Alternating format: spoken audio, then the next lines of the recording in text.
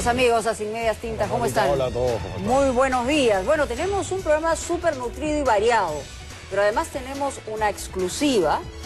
Ustedes recuerdan a Juan Carlos Hurtado Miller. ¿Cómo es que Dios nos salve? Que Dios nos ampare. que Dios nos ayude. Que Dios nos ayude, Pasó fue la frase. Perú, con esa frase fue el shock del 90. Pero claro, la vida de Juan Carlos Hurtado Miller es de luces y muchas sombras también. Sin embargo, hoy está a punto de que le quiten su casa. ¿Por qué y quién? Ustedes se van a sorprender. Va a Pero ser antes, interesante, ¿no? Ex primer ministro fujimorista, 17 veces subió la gasolina en ese paquete, 17 veces en un día. Impresionante, ¿no? Luego fue candidato a alcalde de Lima, más o menos un segundo lugar bastante decoroso, ¿no? Pero ahí vienen las sombras que tú ahí mencionaste. vienen las sombras, y las sombras es esta vinculación con Fujimori y Montesinos, que finalmente lo mantuvo 10 años en la clandestinidad, pero que después de un arresto domiciliario pudo salir librado de este juicio específico. La pepa es, no sé si tú la vas a decir o la decimos después. Después. ¿Quién quiere la casa de Hurtado Miller? ¿Quién quiere la casa de Hurtado Miller? Por eso Hurtado se queja. ¿Quién? Bueno, pero vamos a entrar en contexto para recordar quién fue Juan Carlos Hurtado Miller. Que Dios nos ayude. Esta frase lo dejó en la historia del Perú. Era agosto de 1990 y el Perú estaba totalmente a la deriva entre la violencia de Sendero Luminoso y la hiperinflación de Alan García. Alberto Fujimori acababa de ganar la presidencia y todo era incertidumbre en el país. El chino nombró ministro de Economía a Juan Carlos Hurtado Miller, quien el 8 de agosto de 1990 anunció el ya famoso Fujishock, mensaje que terminó con la que es quizá la frase más recordada de la política nacional de fines del siglo pasado. El pan francés, que esta tarde costaba 9.000 intis, costará a partir de mañana 25.000 intis. Que Dios nos ayude. Pero Hurtado Miller no era nuevo en política. En el segundo gobierno de Fernando Belaúnde fue ministro de Agricultura, presidente del Banco Agrario y director del BCR. Regresó a la política en 1990. Fue presidente del Consejo de Ministros, ministro de Economía y de Industria y Turismo. Su calvario empezó cuando aceptó ser candidato a la alcaldía de Lima por el fujimorismo en 1998. Videos revelaron que para la campaña recibió dinero de Vladimiro Montesinos. Este video le costó un proceso judicial por el que Hurtado Miller pasó 10 años en la clandestinidad. En el 2011 se entregó a la justicia y la justicia dispuso que afronte su proceso con arresto domiciliario. Bueno, al margen de cualquier crítica, qué hombre tan valiente. Ese discurso, salir a decir que ibas a subir la gasolina a 17, mucho coraje político. Bueno, en retrospectiva, si no hubiera sido por ese discurso y esas medidas, no estaríamos en este momento mató la en el nivel económico en el que estamos. Pero, más allá de eso, hay consecuencias de los actos de cada uno de nosotros. Pero vamos a tener un contacto en directo con él, en exclusiva, está en su casa. Es la primera vez que habla, ¿no? Es la primera vez que habla, está prácticamente atrincherado en su casa. María Eugenia Guevara está con él y vamos a tener una conversación con él. María Eugenia, adelante, por favor. Saldo, Mónica, efectivamente nos encontramos con el señor Hurtado Miller aquí en su casa, que es en este momento un bien que lo tiene preocupado, ¿no es cierto? Es un tema legal bastante amplio sobre el que vamos a ahondar, pero primero les queremos mostrar un poquito cuál es la casa de Juan Carlos Hurtado Miller para que podamos entrar un poquito en contexto y poder contarles después la historia del litigio en el que está usted. Muy buenos días, señor Hurtado Miller. Buenos días, María Eugenia, muchas gracias por venir. ¿Hace cuántos años tiene usted esta casa? 33 años, desde el año 81. ¿Y recuerda usted, cuando la compró, me imagino sus hijos eran pequeñitos? Muy pequeños, habían nacido los tres, pero eran pequeños. Y lo compré gracias a un préstamo que me dio mi padre y el resto el Banco Central Hipotecario, que en ese momento daba crédito para compra de casas. Hay algo muy emotivo respecto de las casas de uno, ¿no es cierto? Hay mucha... uno empieza a construir recuerdos dentro de sus casas. Sí, por supuesto. Acá se han criado mis hijos y después parte de mis nietos. Cuando he regresado a la clandestinidad he estado con todos mis nietos.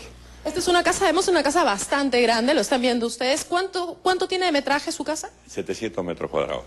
700 metros cuadrados. Miren ustedes, es una casa enorme, bastante linda, tiene una terraza también, que es donde estamos aquí. Aquí me imagino que ha visto usted pues crecer a sus hijos. Sí, le hemos pasado muy bonitos, muchos años muy bellos.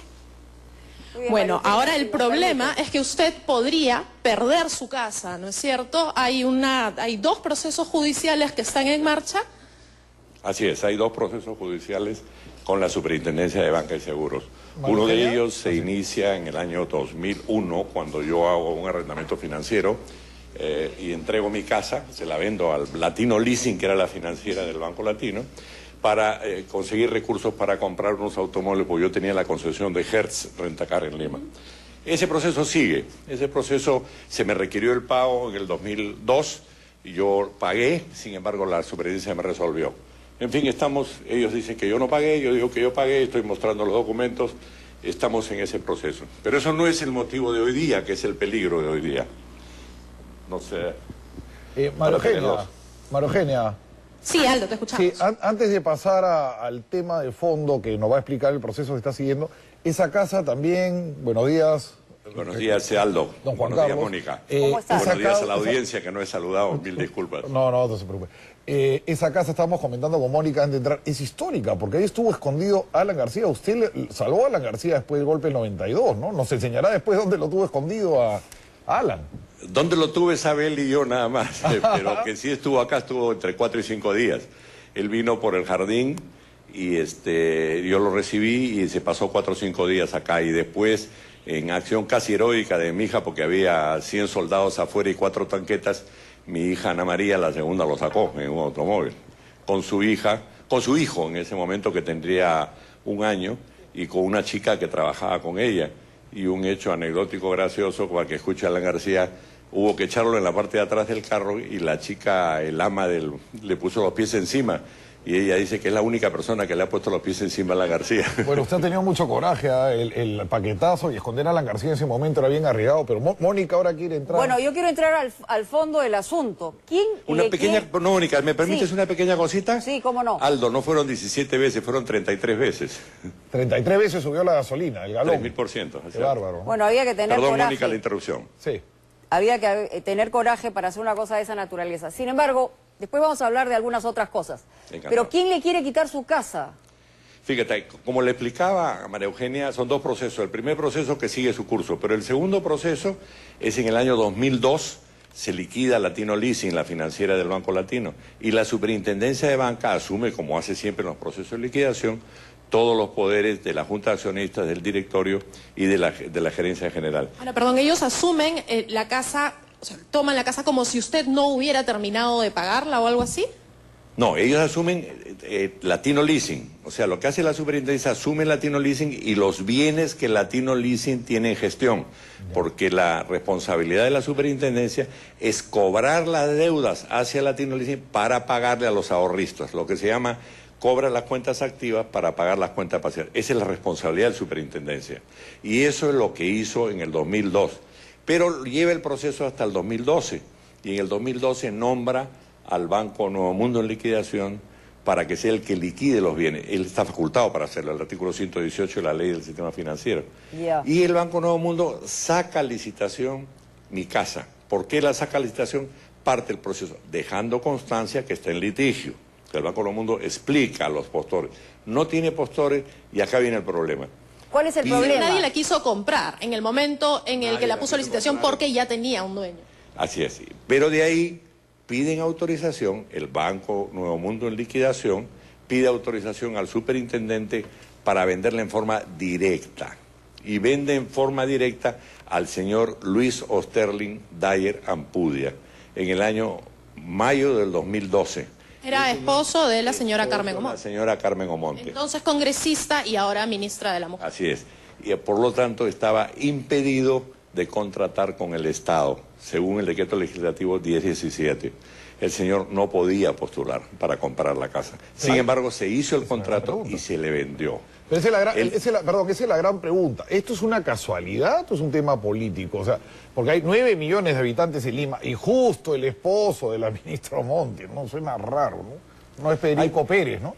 Sí, hay varias cosas extrañas en el proceso que no quisiera entrar en detalle. Por ejemplo, la minuta de compraventa figura el señor Luis Osterling Dyer Ampudio con el nombre de su señora esposa, pero en la escritura no lo dice, dice casado nada más.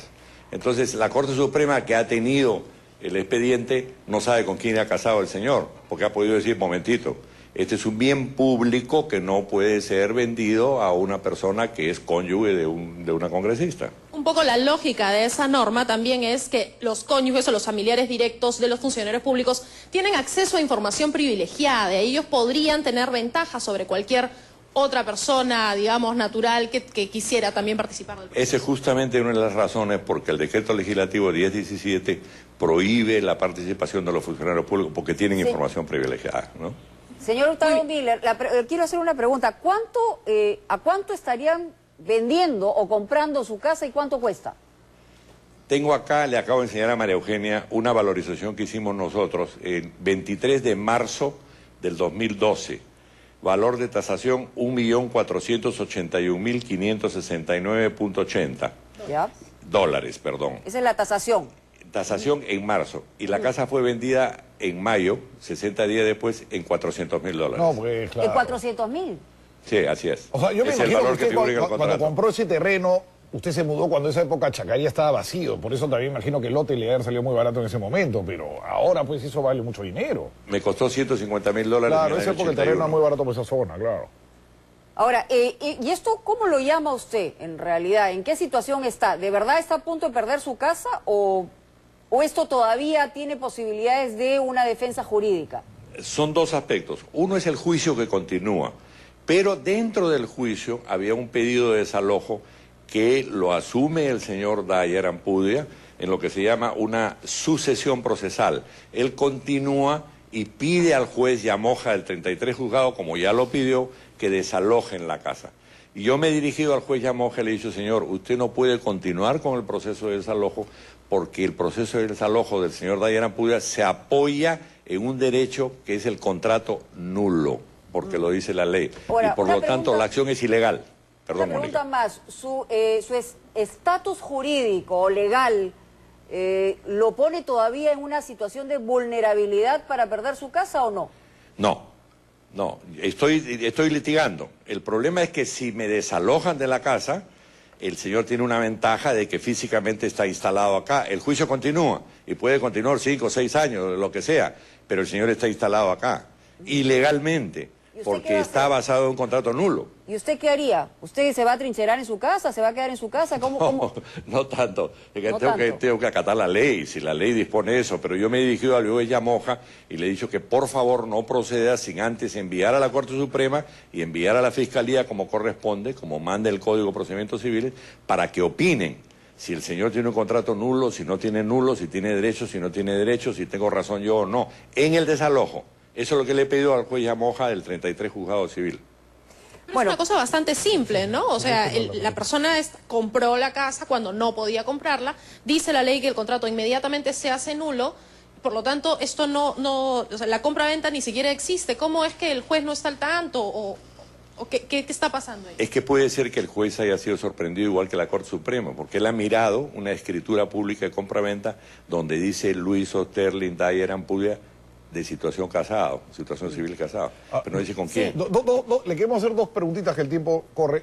Sí. Si Mónica me permite una y Mónica quiere cerrar ya con su perspectiva Encantado. política. Rosa María Palacio dice que no lo conoce usted y que no participó en la campaña edil de cuando usted fue candidato a alcalde de Lima. ¿Eso es verdad? ¿Ella no era parte de su equipo? Habría que revisar un poquito la memoria, no sé qué le pasa a Rosa María, pero ha sido jefa del grupo técnico y ha trabajado conmigo 60 o 90 días. O sea, sí lo conoce y Además, su participó y era madre es media fujimorista. parienta mía, porque es prima de mis primos. O sea, era fujimorista, participó en la campaña. Claro, ella ha participado con algún primer ministro. Sí, yo le quiero hacer la última pregunta. Encantado, Mónica. Con Pandolfi.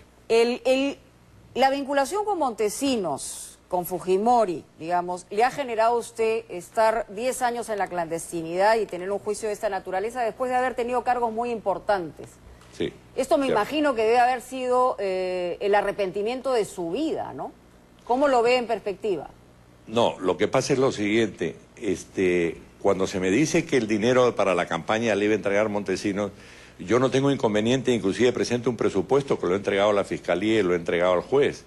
Y después le doy un recibo de recepción del dinero, $334.000, y presento 3.289 recibos que los tengo archivados, que los podía entregar, el problema es que no hay tiempo en este momento, los entrego a la Fiscalía y los entrego al juez. Y se hicieron 2 peritajes donde yo no había recibido un centavo de ese dinero.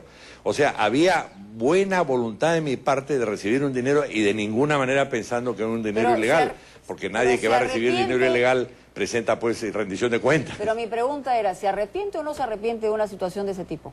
Me arrepiento sí de haber ido al CIN a recibir el dinero porque fui engañado. Y además, después del engaño, de llevarme, me filman sin que yo supiera. Ahora, usted sí. Usted es un hombre extremadamente ordenado, esto lo recibo. ¿Rosa María Palacio le giró recibos usted también? Sí, los tengo. Ah, qué interesante. Bueno. Todas las personas, más de 600 personas entre recepciones directas e indirectas, están registradas en mis 8 volúmenes de los recibos con registro notarial de cada recibo. Tengo cada uno de los recibos y donde se deja constancia de que se gastó $600.000 en la campaña, 334.000 que entrega Montesinos, que nunca se probó que era dinero del Estado, y la diferencia de aporte de empresarios. Sin embargo, ¿por qué entré a la clandestinidad? Es una buena cosa para cerrar, Mónica, si me permite 15 segundos. Porque cuando me presento ante la jueza, me presento ante el fiscal, me presento ante la jueza dice de que tiene que darme orden de detención porque demostraba mucho dinero en mi patrimonio porque el año anterior había viajado por todo el mundo y no se fijó, primero, de que eso es inconstitucional. O sea, el señor Dionisio Romero se tiene que ir preso, el señor Pedro Pérez no. Y segundo, de que yo había sido ministro de Industria, había viajado por todo el mundo como ministro de Industria, me había pagado el Estado, yo no había pagado un centavo los pasajes.